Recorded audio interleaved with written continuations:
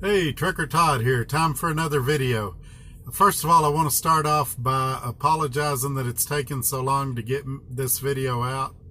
Part of this video had to be shot outside, and it seems like everywhere I've gone lately there's been either snow or rain, and it just hasn't been real conducive for doing that video.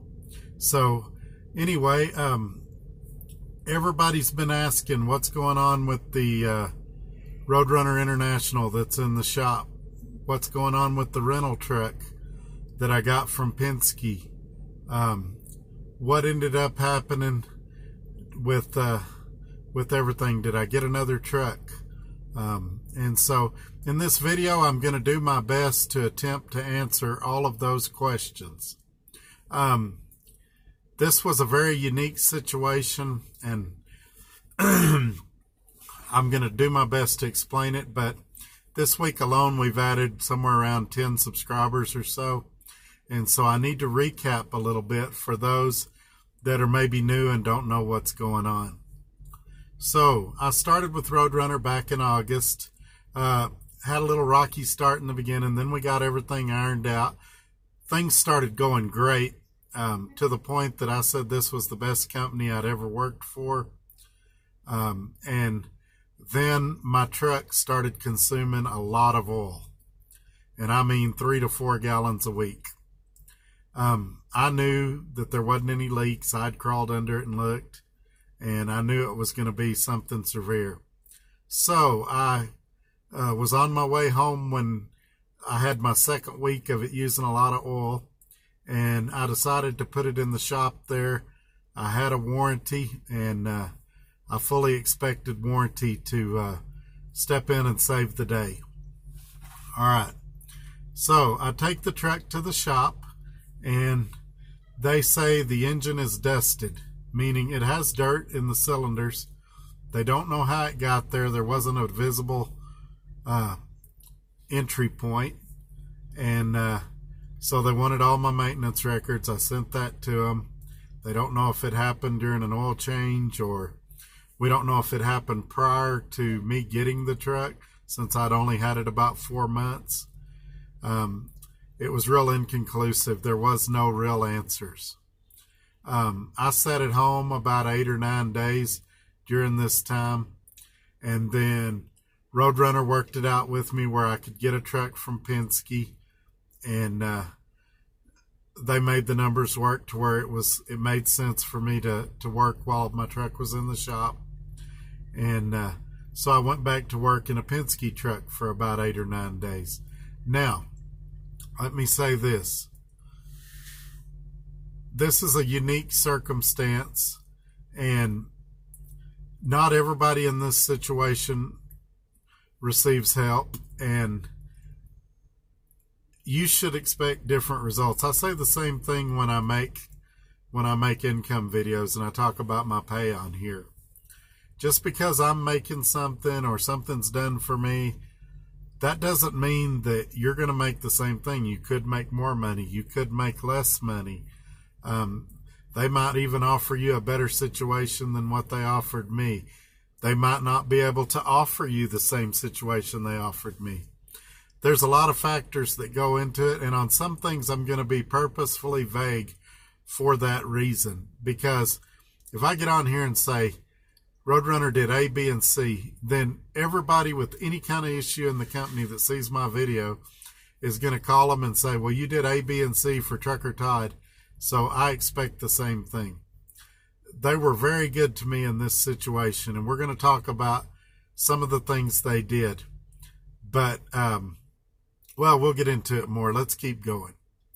I did a video comparing my International to the Penske truck. I wasn't super impressed with the Penske truck, but it was a band-aid to a bigger situation. Fast forward ahead. After that 8 or 9 days in the Penske truck, Roadrunner contacted me. They said, we'd like to swap you into a different truck. And I didn't have any of the details. That's in some of my previous videos I said I had the framework, but I didn't know the details. And so at the time I was in Chicago, I got a load to Dallas, which is my home terminal, and I went to see what they had. I picked out a truck that I liked, and at this point, let me cut to that video and I'll show you that truck, and then we'll come back and talk about it. And here it is, a 2016 Volvo VNL 670. Sorry, it's kind of a crowded picture. It's dirty. I drove through a pretty bad snowstorm today. I'm at a Love's parking lot, so it's pretty crowded. Overall, I like the truck a lot. It's not in perfect condition. It's a little, it's got some dents and scratches as you'd expect on a truck like this. There's the back of it. I will show you the damage too. I don't know how much you're going to be able to see because of all the road salt and stuff on the truck. It's got up here normal, the dings and scratches from gravel and bugs. A little bit of wrinkling here. Coming around to this side,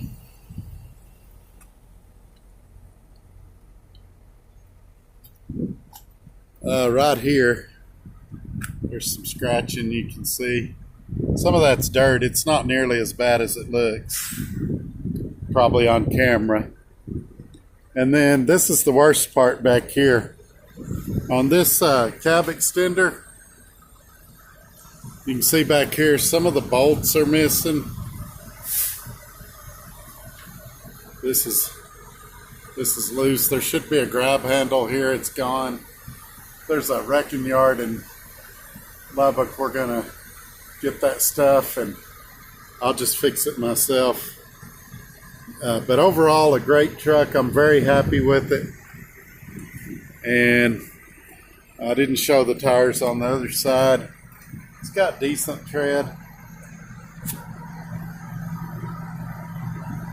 I wouldn't say exceptional, but decent. That's not a nail, by the way. That's a rock. But yeah, that's it. All right, let's hop back in the truck and we'll talk some more. Okay, now that you've seen the truck, let's talk about it. What was necessary at that point? It needed a few things. The latch on the refrigerator wouldn't close. There was an issue with the starter, but it ended up not being the starter. So they put a brand new starter on it and fixed the issue, whatever it was.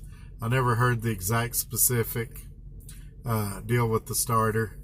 And the annual inspection was done, and I had the sheet that showed the annual inspection, but the sticker wasn't on the side of the truck. So they did those things. While they were getting it registered and insured and all of that, they told me it'd take them about a day and a half to do that. I had to return the Penske truck to Lubbock, to where I got it from. And I needed to go get my stuff out of the International that was at the shop. So I went to Lubbock. This was on a Wednesday.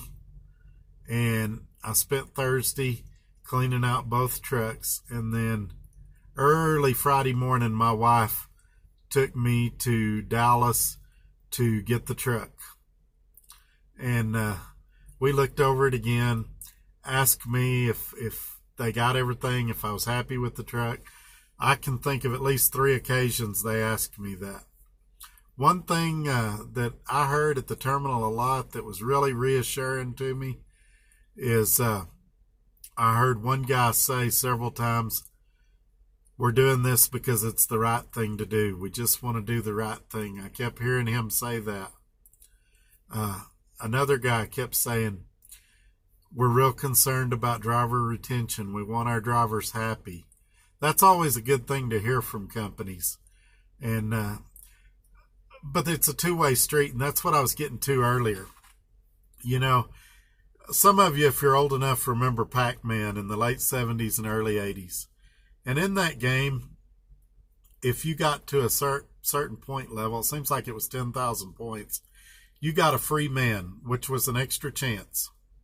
You started Pac-Man with 3 guys. That's 3 chances. And then at 10,000 points, you got another guy. So you got a 4th chance. And Roadrunner's been very gracious and very generous to me. But it's a two-way street. I work hard for him. I'm a producer. I run the miles. I do the work. I'm not constantly complaining. I'm honest. I don't damage their equipment. I don't steal from them. And I believe that that work ethic and my integrity is why they did some of the things they did. And I'm very grateful. I'm very happy with this Volvo. I've driven it almost a week now. And it's been a great truck. And so that's where we're at on that. The International did have a bigger sleeper, and I do miss the bigger sleeper. But this truck has a lot of advantages to it too. So all in all, I think it's good. When they're putting the ELD in it, he says, double check the tank and make sure it's got enough diesel in it for you to make it to a truck stop. I checked it, it had a full tank. He said that it was super rare. He had not seen that. So on top of everything, I got a full tank of diesel to start with. DEF was at about a half, and so I had plenty of DEF also. So basically what, there's more. Since I'm starting a different lease, I've got a little over 2 weeks before my first payment comes out. That allows me to kind of hit the ground running. My payments are $42 a week less than what they were on my other truck, and it pays off sooner. So, like I said, this is not saying this is going to happen for everybody. Your situation may be different depending on what truck you pick and the circumstances. This is just my situation, and I'm telling you all of this to say this. As you guys know, I've said it in other videos, I would love it if everybody came to work at Roadrunner. I would love it if everybody listed me as a referral. If when you called recruiting, you said, hey, Trucker Todd sent me, or you got in contact with me, I gave you my driver number, you referred me that way, or you let me put you in contact with a recruiter. I would love it if every one of you did that. Even if you don't, this is still the place to work. For this reason right here, I had 2 drivers, as soon as I put that video out about the other truck, that told me about a reefer company, a very large one, that each of you would know the name of it if I mentioned them, that had this exact same thing happen to. They had 2 drivers with dusted engines. They fired them and sued them for the money. So Roadrunner could have done that to me. They could have said, you know, it's been fun, Trucker Todd, but we're done. And I'd have been up a creek without a paddle. I'd have been responsible for that truck. But they took a chance on me. And with that comes a lot of burden and responsibility, because now I need to work hard and show them that they made a good decision.